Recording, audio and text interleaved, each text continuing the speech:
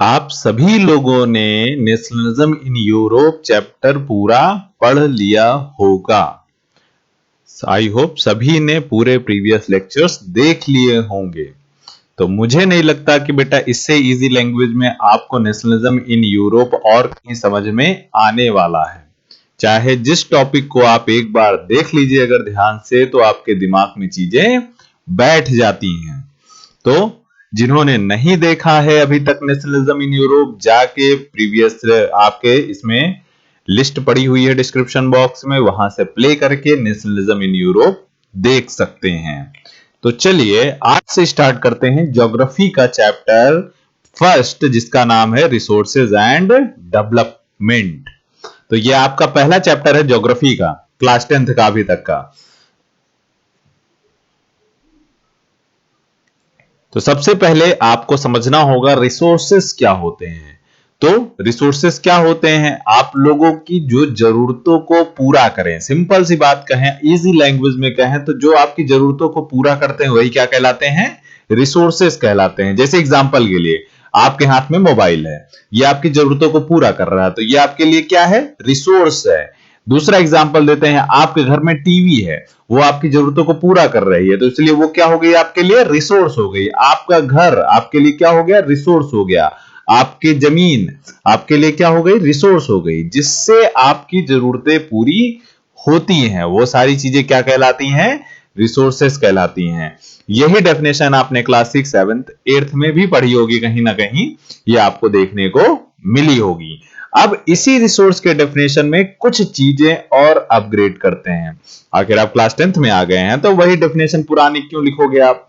ठीक है, तो यहां पे थोड़े से कुछ चीजें इस डेफिनेशन में, क्या अभी तक हमने क्या बताया रिसोर्सेज की डेफिनेशन? ऐसी चीजें जो आपकी जरूरतों को पूरा करें। The things which fulfil our needs is known as what? Resource.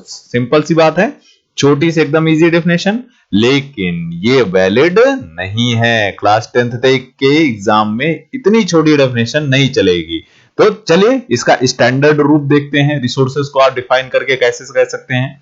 तो देखिए, everything available in our environment which can be used to satisfy our need. यही डेफिनेशन अभी थोड़ी देर पहले बताई थी कि हमारे आसपास की जितनी भी मौजूद चीजें हैं जो हमारी जरूरतों को पूरा करती हैं, वही क्या कहलाती हैं?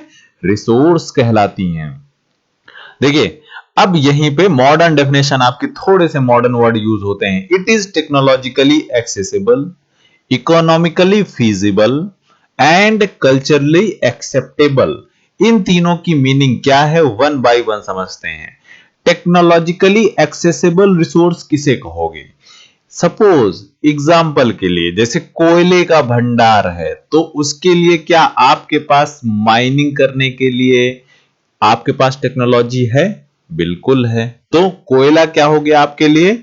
रिसोर्स हो गया।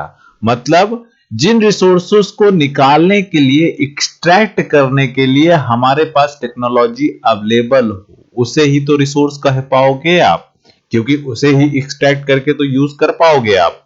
ऐसी चीजें जिनको आप टेक्नोलॉजिकली एक्सेस नहीं कर पाओगे, क्या वो आपके नजर में रिसोर्स है?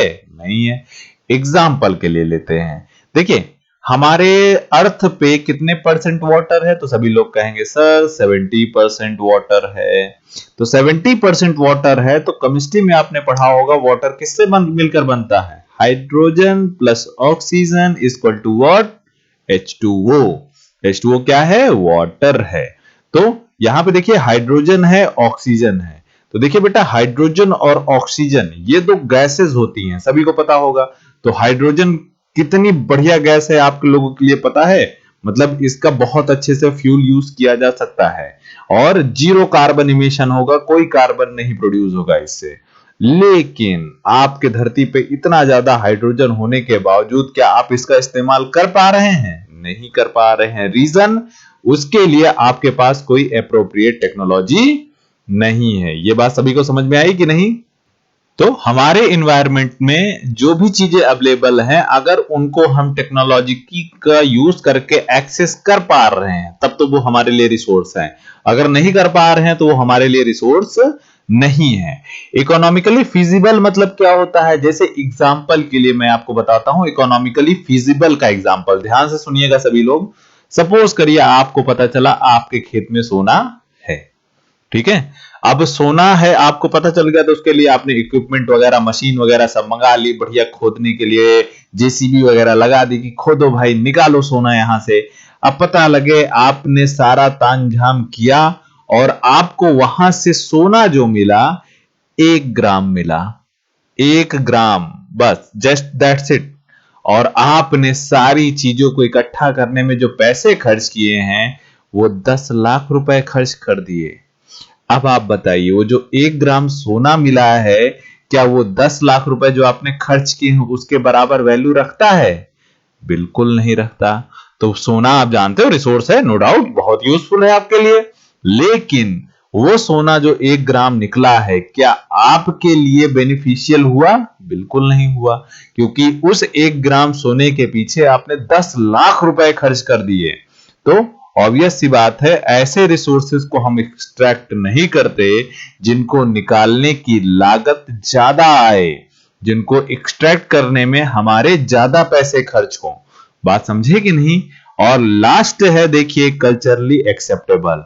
अब देखिए इसकी मीनिंग समझते हैं कि कल्चरली एक्सेप्टेबल का मतलब क्या होता है। जैसे एग्जाम्पल के लिए आपको बताते हैं, सभी लोग जानते होंगे स्वर्ण मंदिर कहां पे है, कमेंट बॉक्स में बताइएगा मुझे, ठीक है, कि स्वर्ण मंदिर कहां पे है। स्वर्ण मंदिर में, स्वर्ण मंदिर के नीचे पता चला कि 500 टन सोना दबा है, लेकिन कंडीशन एक है कि अगर आपको सोना निकालना है तो उसके लिए स्वर्ण मंदिर को तोड़ना पड़ेगा, तभी वो सोना निकल सकता है, अदरवाइज नहीं निकल सकता। आप चाहे जो कर लो, अंडरग्राउंड माइनिंग वाइनिंग कर लो, तब भी नहीं निकलेगा वो। आपको स्वर्ण मंदिर तोड़ना ही पड़ेगा, तभी वो 500 टन का सोना आप बाहर निकाल पाओगे।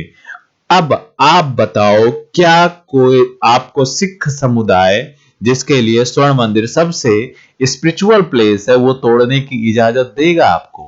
आप तोड़ने की कोशिश करोगे वो तोड़ने देगा? बिल्कुल नहीं देगा। तो ऐसी जगह रिसोर्स नहीं होना चाहिए जहां पे कल्चर कहीं ना कहीं कोई रुकावट पैदा करे, संस्कृति रुकावट पैदा करे। तो स्वर्ण मंदिर के नीचे अगर 500 टन भी सोना है तो वो हमारे किसी काम का नहीं है, क्योंकि वहां से अगर हम एक्सट्रैक्शन करना चाहें उस सोने का तो वहां के लोगों की आस्था को आहत पहुंचेगी, चोट पहुंचेगी। तो वो हमारे लिए रिसोर्स होते हुए भी रिसोर्स नहीं है। तो आई होप ये मीनिंग सभी को समझ में आ गई होगी कि आपको 10th क्लास में अपग्रेड करके क्या लिखना है। तो इट इज टेक्नोलॉजिकली एक्सेसिबल, क्या लिखेंगे? पहला टेक्नोलॉजिकली एक्सेसिबल होना चाहिए, और इकोनॉमिकली फिजिबल होना चाहिए, और कल्चरली एक्सेप्टेबल होना चाहिए, तभी हम उसे क्या कहेंगे? रिसोर्स कहेंगे, अदरवाइज वो रिसोर्स नहीं है। यहां तक की बातें आपको समझ में आ गई होंगी। ये रिसोर्सेज की स्टैंडर्ड डेफिनेशन है जो क्लास 10th में आपको लिखनी है, ध्यान रखिएगा। तो अब यहां पे ध्यान रखना बच्चा कि ये जितने भी रिसोर्सेज हैं, चाहे जो चीज हैं, सबके सब किसके ऊपर डिपेंड करती हैं? ह्यूमन बीइंग के ऊपर डिपेंड करती हैं। एक दूसरे का इंटर रिलेशन होता है कि नहीं होता है बेटा? आप खुद बताओ, अगर इंसान ना हो तो सोना कौन पहचानेगा कि ये सोना है? आप बताइए, जानवर पहचानेंगे? क्या जानवरों को पता होता है कि गोल्ड है ये, वाओ डायमंड है, इसे रख लेते हैं? नहीं ना। इंसान ही तो इन सारी चीजों के बारे में रिसर्च करते रहते हैं, इंसान ही तो इन सारी चीजों को बता रहे हैं कि हाँ ये वैल्यूएबल है, ये नहीं है। तो ओवरऑल इतना समझिए कि ह्यूमन बीइंग और रिसोर्स एक दूसरे के ऊपर इंटरडिपेंडेंट हैं। अगर एक भी गायब हुआ तो दूसरा ऑटोमेटिकली गायब हो जाएगा। आप खुद सोच के देखिएगा, उसके बाद मुझे बताइएगा कि ऐसा हुआ कि नहीं हुआ। अपने आप को इमेजिन करना कि आपका जो घर है, आप सब लोग गायब हो गए घर से, तो आप बताओ वो घर क्या आपके लिए रिसोर्स रह गया, या घर के लिए आप रिसोर्स हो? नहीं, बिल्कुल नहीं। ठीक है। अब देखिए ये एक प्यारा सा चार्ट है, अगर से सभी लोग ध्यान से देखें तो रिसोर्सेज का क्लासिफिकेशन है ये, तो बहुत अच्छे से समझ में आएगा इस चार्ट से। आप ध्यान से देख लीजिए, पहले मेजर क्लासिफिकेशन देख लेते हैं, इसके बाद वन बाय वन सभी को डिफाइन भी करना है हमें। तो मेजर क्लासिफिकेशन जो आपका रिसोर्सेज का है, देखिए रिसोर्सेज को मेजरली दो पार्ट्स में डिवाइड किया जाता है, एक नेचुरल रिसोर्स दूसरा ह्यूमन रिसोर्स। अब देखिए ह्यूमन रिसोर्स की अगर बात करें तो दो तरीके के हैं, एक स्ट्रक्चरल एंड इंस्टीट्यूशनल, दूसरा quantity and quality based resource. इन सब के बारे में अभी आपको डिस्क्रिप्टिव पढ़ना है, आगे ध्यान रखिएगा। नेचुरल रिसोर्स दो तरीके के होते हैं, एक रिन्यूएबल, दूसरा नॉन रिन्यूएबल। ये आपने पहले भी पढ़ रखा होगा। रिन्यूएबल रिसोर्स दो तरीके के होते हैं, कंटीन्यूअस और बायोलॉजिकल। नॉन रिन्यूएबल दो तरीके के होते हैं, रिसाइक्लेबल, नॉन रिसाइक्लेबल। और बायोलॉजिकल भी दो तरीके के होते हैं, नेचुरल एंड वाइल्ड लाइफ। हम लोग किस कैटेगरी में है? वाइल्ड लाइफ के कैटेगरी में है, पता है कि नहीं? जंगली जानवर हैं हम लोग। क्यों? आधे तो जंगली जानवर बन गए होंगे अभी वीडियो देखते देखते। चलिए, तो ये चार्ट आपको समझ में आ गया होगा, सभी लोग कॉपी में अच्छे से ये चार्ट बना लेना।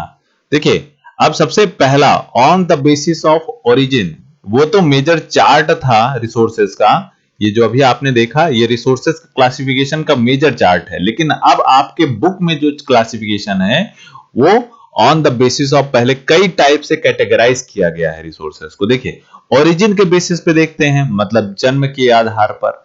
जन्म के आधार पर रिसोर्सेज दो टाइप के होते हैं। जब धरती बनी थी बेटा दो ही तरीके की चीजें तो बनी होंगी, एक नॉन लिविंग थिंग, दूसरा लिविंग थिंग। लिविंग थिंग में हम लोग प्रोग्रेस करके आ गए, नॉन लिविंग थिंग वैसे की वैसा ही है, जैसे मिट्टी, पहाड़, पेड़ पौधे, सॉरी मिट्टी, पहाड़, पानी, ये सब क्या है? नॉन लिविंग है। तो वो जो नॉन लिविंग था वो तो वैसे के वैसा रहा, उसमें कोई प्रोग्रेस नहीं हुई, लेकिन लिविंग थिंग में बहुत प्रोग्रेस हुई। तो on the basis of origin देखा जाए तो रिसोर्सेज दो टाइप के होते हैं, एक लिविंग, दूसरा नॉन लिविंग। इसी को दूसरे स्टैंडर्ड वर्ड में कहते हैं biotic and second is abiotic. ध्यान रखिएगा। तो रिसोर्सेज का ओरिजिन के बेसिस पे क्लासिफिकेशन दो कैटेगरीज में होता है, बायोटिक एंड अबायोटिक। अब आप लोग इसमें कॉमन डिफरेंस तो मुझे बता ही सकते हो। बायोटिक क्या होंगे? जिसमें जीवन होगा, लिविंग होंगे। अबायोटिक क्या होगा? जिसमें जीवन नहीं होगा। सिंपल सी बात है, ये बात समझे कि नहीं? तो ये ध्यान रखिएगा, यही सिंपल सी बातें यहाँ पे लिखी हुई है जो अभी मैंने आपको बताई। देखिए क्या क्या लिखा है। बायोटिक रिसोर्सेज में देखिए ऑब्टेन फ्रॉम द बायोस्फीयर, कहां से मिलता है हमें? बायोस्फीयर से मिलता है। ऑब्वियस सी बात है, जहां जीवन पॉसिबल हो वहीं तो मिलेगा आपको, और इसमें जीवन होता है। एग्जांपल के लिए कौन कौन है? ह्यूमन बीइंग है, फ्लोरा एंड फना है, फिशरीज है, लाइव स्टॉक्स हैं। अब सभी से मेरा एक क्वेश्चन है, what is the meaning of flora and फाना? सभी लोग कमेंट बॉक्स में मुझे बताएंगे फ्लोरा और फाना की मीनिंग क्या होती है। चलिए आगे देखते हैं अबायोटिक रिसोर्सेज क्या होते हैं। अबायोटिक रिसोर्सेज किससे बने होते हैं? नॉन लिविंग थिंग से बने होते हैं। क्या इनमें जीवन होता है? नहीं होता है। जैसे रॉक्स हो गए, मेटल्स हो गए, वाटर हो गया, ये सब क्या है? नॉन लिविंग थिंग है। सभी जानते हो ना, अबायोटिक कहलाते हैं। तो ये पहला क्लासिफिकेशन आपने पढ़ लिया on the basis of origin. किसका क्लासिफिकेशन है ये? रिसोर्सेज का, ध्यान रखना। अब देखिए एक ये और फिगर है आपका, देखिए बायोटिक एंड अबायोटिक का, सभी को दिख रहा होगा।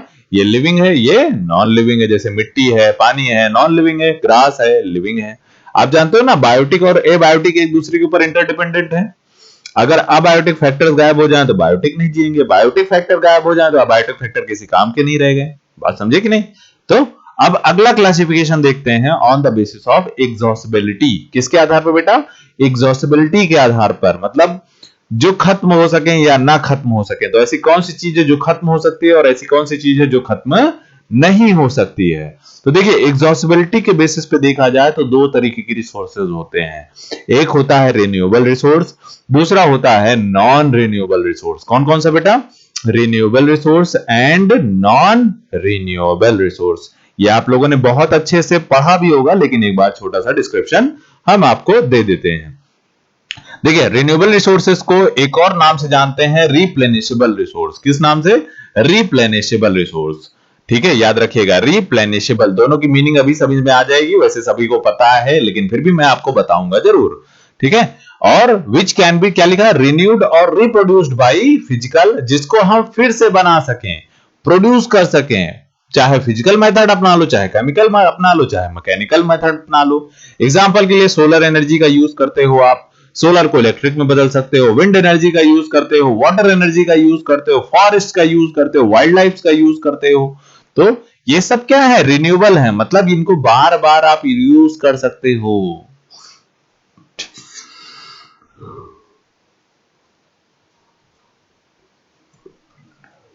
ये बात समझ में आएगी नहीं सभी को? देखिए बेटा, अब फर्दर हमें देखा था कि रिन्यूएबल रिसोर्सेज को दो पार्ट्स में डिवाइड किया जाता है, कंटिन्यूअस और दूसरा क्या है बेटा?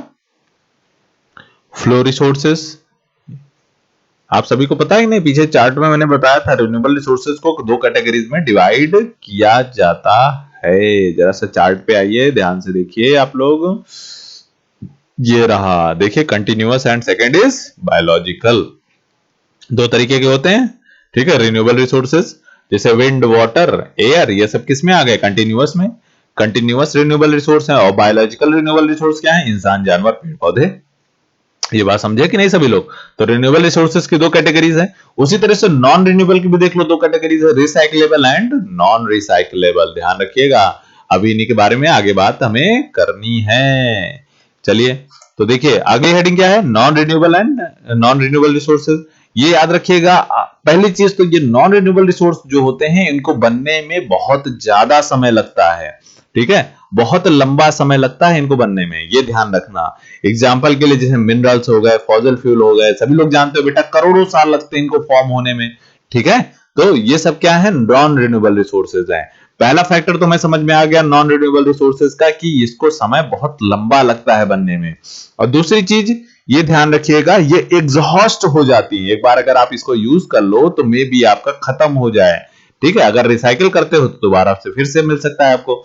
देखिए, नॉन रिन्यूएबल दो तरीके के होते हैं, रिसाइकलेबल, दूसरा non recyclable resource. Recyclable resource किसे कहते हैं, जिसको आप बार बार यूज कर सको, ठीक है, प्योरीफाई करिए फिर यूज करिए, प्योरीफाई करिए फिर यूज करिए, वो रिसाइकलेबल कहलाता है। नॉन रिसाइकलेबल मतलब जिसको आपने एक बार यूज कर लिया और वो खत्म हो गया, दोबारा उसको आप किसी भी तरीके से यूज नहीं कर सकते। आई होप यहां तक का लेक्चर आप सभी को समझ में आया होगा। अभी हमें दो मेजर क्लासिफिकेशंस और पढ़ने हैं रिसोर्सेज का, जो आपकी बुक के अकॉर्डिंग है। तो इतना जरूर देख लीजिए, नोट्स कॉपी में नोट्स बना लीजिए। बोर्ड से क्वेश्चन 100% आता ही आता है इस टॉपिक से, ये जरूर ध्यान रखिएगा। और हाँ बच्चा, सभी लोग चैनल को सब्सक्राइब जरूर कर लेना, और जितना ज्यादा से ज्यादा हो सके शेयर करो बच्चा, ठीक है। चलिए, टेक केयर।